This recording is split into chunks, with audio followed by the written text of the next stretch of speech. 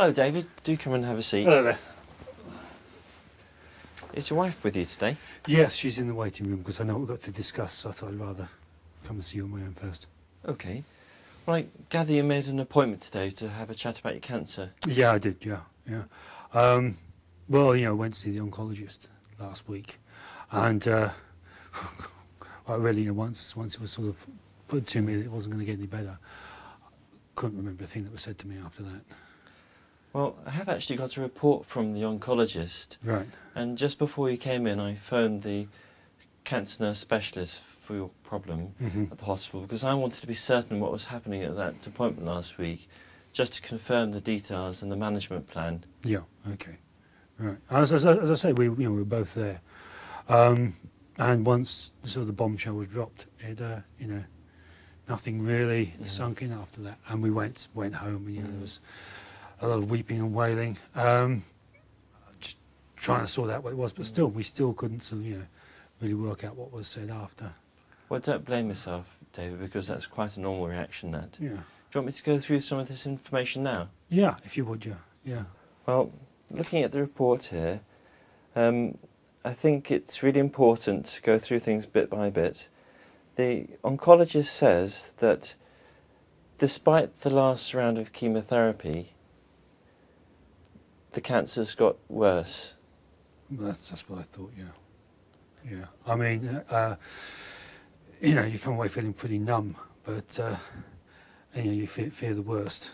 And that's when it came down to the chemotherapy. I had some idea that, in the back of my head, that it was not really going to cure it, but it was only really there to keep it, hold it back. I think that must be really difficult to hear. It is, yeah. And the oncologist goes on to say that that was the last possible type of treatment and chemotherapy that they could offer at the hospital. Yeah.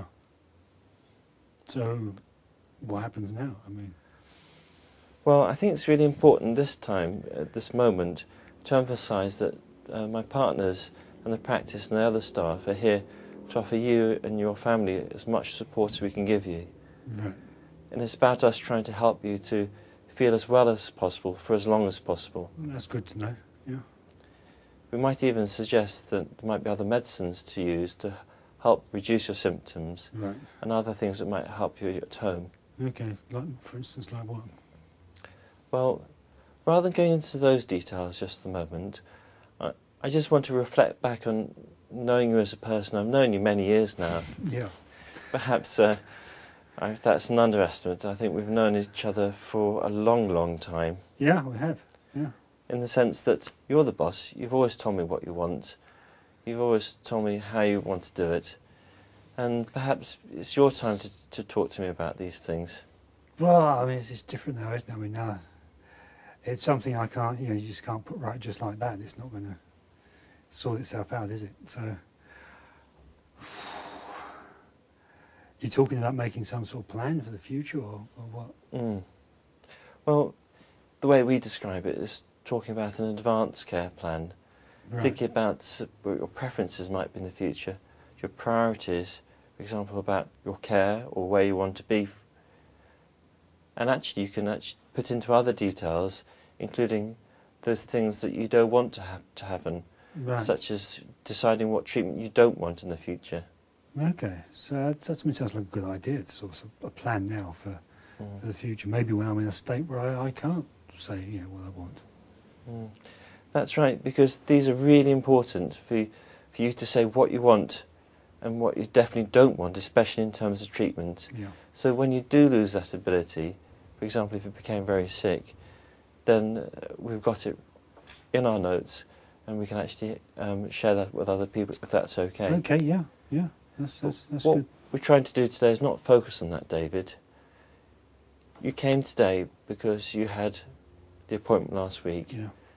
Can I just recap on a few things? Yeah, sure. Well, you came to us today to talk about your cancer. Mm-hmm.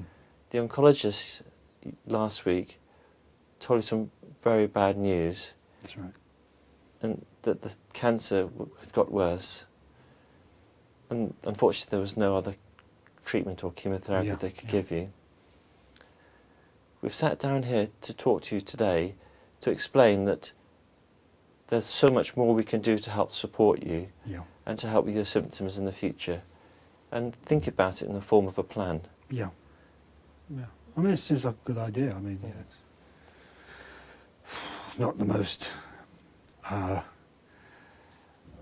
Well, you don't plan to make plans about what's going to happen when you've got limited time. You know, that's the thing. So yeah, it's not going to be easy. I think I'd like to go home and talk about it with my wife and the kids first, because the kids now know they know exactly what's happening. So yeah, I suppose that's what I would like to happen. That we can go home, discuss it, and get things written down.